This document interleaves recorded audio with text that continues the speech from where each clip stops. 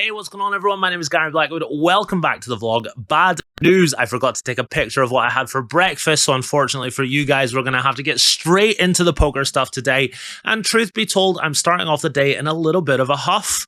I'll explain in more detail a little later, but right now we're playing 5-5-10. Very tough looking starting lineup today, short-handed, me and the same boys that start the game every day.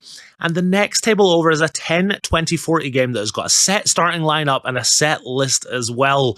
More on all that later. Onto our first hand of the day, and I'm in the middle blind with Jack 10 of the suited variety. Middle position is raised to $30. The cutoff has made the call, and I put in the squeeze to $155. Action now on the big blind, who cold 4-bet shoves it in I for $1,000. Bad mood is intensified as I have to fold a hand as pretty as this before the flop. No luck with the suited connector here.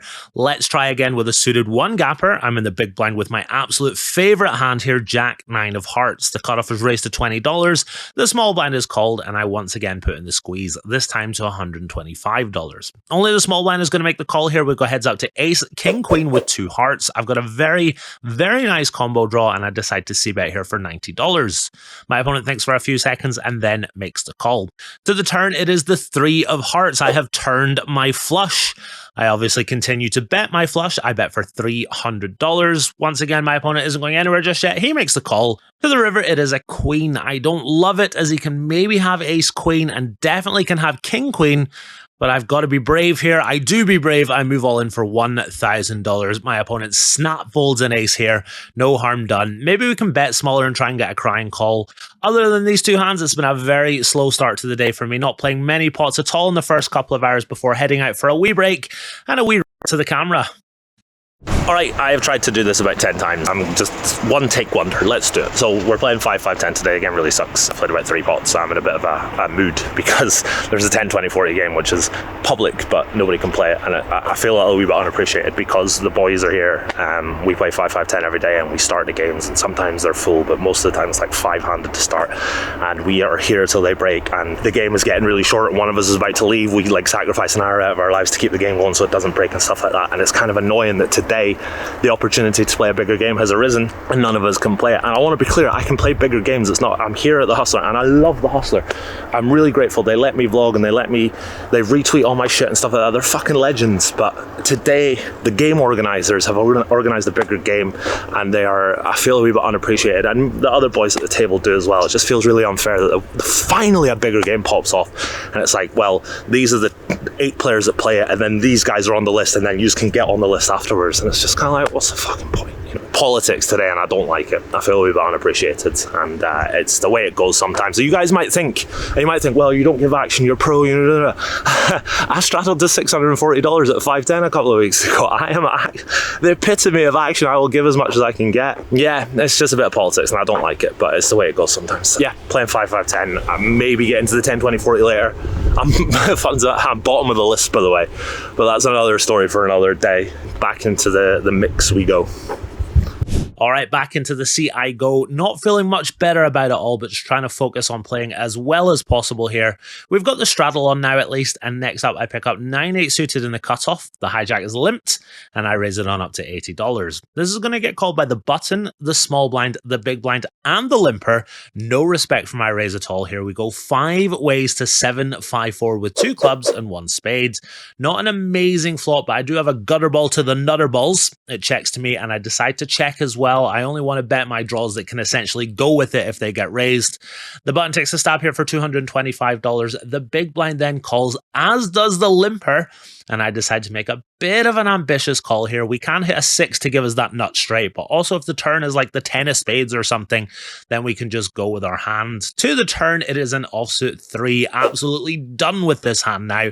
The limper lead jams with 6-5 of hearts, and the only caller is the button with 5 deuce of clubs. This game did start out very tough, but as you can see, it's starting to loosen up a little bit here. All right, very next hand, I'm in the hijack with pocket queens and raise on up to $50. The cutoff makes the call. He's a bit of a loose goose. We go heads up to ace 8-3 with 2 spades. There's always an ace when you've got queens or kings. Because he's a bit of a loose goose, he can have a lot of the top pairs that he shouldn't have.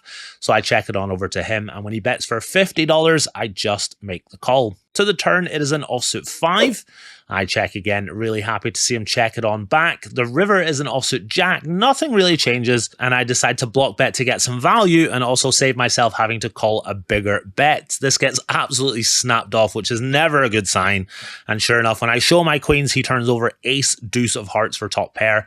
Unable to get into the groove of things today, only down $400 or so for the day here, but that's actually going to quintuple when I get it in on the turn in a PLO double board bomb pot hand with nut trips on one board and a big combo draw on the other, only to be shown top boat versus my opponent. This sends me down $2,000 for the day. Compiled with the politics going on, I'm just sitting here in a giant huff. I'm usually very fun to play with, but today I've got my headphones in, the phone is out all day, just being a little bit antisocial. We all get days like that though, there's nothing wrong with it from time to time. The straddle is temporarily off now as Under the Gun has decided against straddling for this hand, but then picks up a playable hand and raises to $35. I'm in the cut off with pocket fives and make the call. There's a tilted, aggressive player to my left who's been running quite bad so far today. He calls as well. We go three ways to 9-5-3 with two hearts. That's what I'm talking about. It checks to me and I know the guy to my left is quite tilted, so we'll stab a lot here. So I check to him and sure enough, he does take a stab for $60. The original raiser gets out the way and I put in a healthy check raise to $260. He's not folding his draws. He's not folding a 9. I just want to bloat the pot as best I can out of position here, but he does just go ahead and fold. Very disappointing, but I do still like the check raise in this spot, even if it didn't quite work out the way I wanted it to. Flopping a set has lifted my mood ever so slightly, and it's lifted a little more again here half an hour later when I look down at pocket aces for the very first time today. Straddle is back on again. I make it $50 to go from early position, and my bad mood is lifted a little more when the button makes it 175. Action is on the middle blind, who then makes it 425 to go. I am practically doing a jig in my seat. Action is back on me, and we're only $1,500 effective here, so there's only one option. I move all in. The button doesn't love it, but he does get out the way. The middle blind doesn't love it, but he does call it off. I windmill the aces across the table and offer to go once or twice. We're all buddies here, so I really don't mind. He's happy to go twice. Over to you, dealer.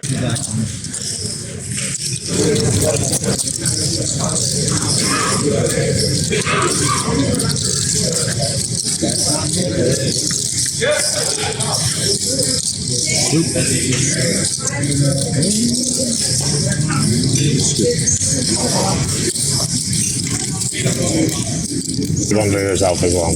Thank you very much. Thank you.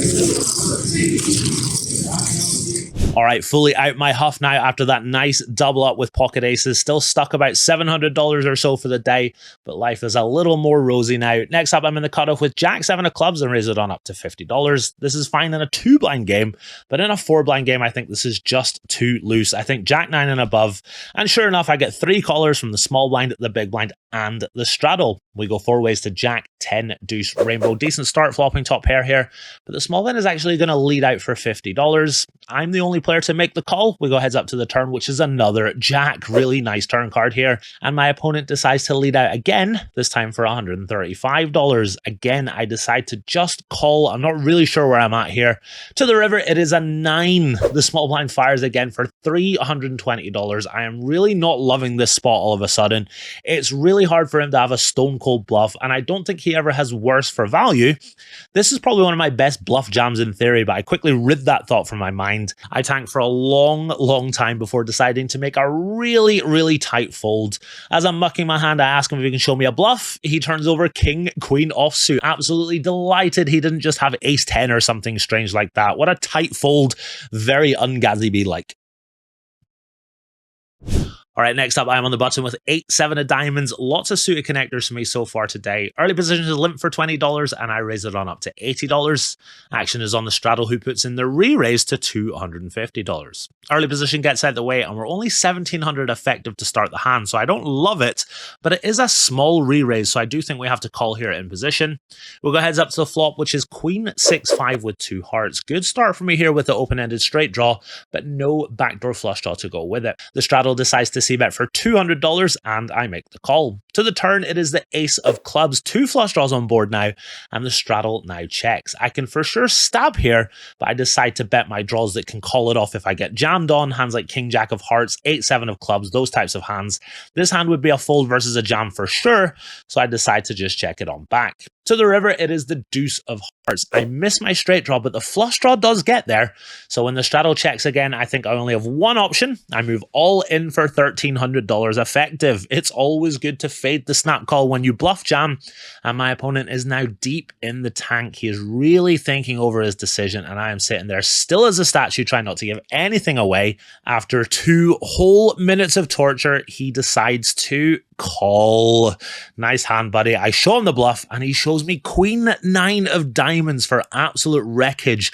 This is a very, very sick call. I slide my chips on over to him while making a mental note to never, ever bluff this guy again in my life. I was out my huff for a little while there, but firmly back in it now, as I'm now stuck $3,000 for the day. Just after this hand, a new player sits down to my right. She's an Asian lady in her 40s or 50s. She seems quite nice, and 30 minutes later we play our first hand together. She limps in the hijack. I'm in the cutoff with king 10 offsuit and isolate to $75. The big blind makes a call, and she calls as well. We go 3 ways to 10, 8 deuce rainbow. The big blind checks, and then she moves all in for $400. There's about $250 in there. What the heck am I supposed to do here? King 10 feels really, really on the line. Queen 10 I'm probably folding. Ace 10 I'm probably calling, but this is right on the line. I take one look at the big blind, who's clearly not interested in the hand. So with that read, I decide to just sigh and call it off. The big blind, as expected, gets out the way. We're heads up running at once. The turn is an ace, and the river is a jack. She turns to look at me and asks if I have anything. I don't say anything. At the end of the day, I've called her, and now I've got third pair. After a few seconds, she turns over her hand. She's got ace 10 offsuit. This is a little annoying, but she's an amateur. It's no big deal. She's not doing it intentionally. I just nod my head and smile and muck my cards. While I'm doing so, though, she proceeds to turn to the dealer and say, ha ha ha ha, finally, you let me win a hand. And I'm just sitting here wanting to burn the place to the fucking ground. She's been here for 30 minutes, but yeah, finally you win a hand. In all seriousness, I just smile and remain cordial. This is annoying AF to me, given the craziness of what's happening today, but it's not malicious from her. I'd never take the joy away from a non-pro in this spot. I just smile and die inside. I think that's the right play. All right, down over $4,000 for the day now. With the straddle, though, it's only 200 big blinds, not the end of the world. Next up, I'm in the straddle with 10, 7 of diamonds. Early position is limp for 20. A solid local pro on the button makes it $70 to go. I make the call from the straddle, as does the limper. We go 3 ways to king 5 deuce, all diamonds. That's what I'm talking about. I flopped a flush. Action checks to the button, who c-bets for $60. I decide to just smooth call, see if the limper will do anything crazy, but he just lets his hand go. To the turn, it's a black 8. The button fires again for $250. I think raising is definitely fine here, but I decide to just call. He isn't the blasting type though, so maybe raising is the best option here. The river is an offsuit 10, no 4th diamond, no board pair. If my flush was good before, it's still good now. I check again, and my opponent unloads the clip for $1,300. He moves all in. Like I say, he's not the blasting type, so I don't snap call this shove. After about 10 seconds, though, I realize I'm never folding this. This is a bit of a nit roll. If I'm beat, I'm beat. So I do make the call, and he turns over nothing. He mucks his cards and says, I'm good. This is a tiny nit roll, but I'm glad that I came to my senses and didn't nit roll for longer, or worse, actually fold my hand. This very nice pot coming my way takes me back down to under 2K for the day now. Don't you dare call it a comeback. All right, as mentioned, down only 2K or so for the day, but starting to feel very tired. No chance of getting in the 10, 20, 40 either. Still annoyed about everything that's been happening today. I'm thinking that completing the Restucco might not be on the cards. Maybe, just maybe though, when I pick up pocket kings 20 minutes later, that we've got a chance. I'm on the button to make it $60 to go. The guy who owned me earlier with the queen 9 makes it $250 to go. And I, of course, put in the 4-bet. I make it $575 to go. My opponent makes the call. We go heads up to the flop, which is 8-3 deuce all clubs. Now we're about $3,000 effective to start the hand here, and I don't have a club in my hand, so I'm not exactly loving life here, but still I decide to c-bet for $300.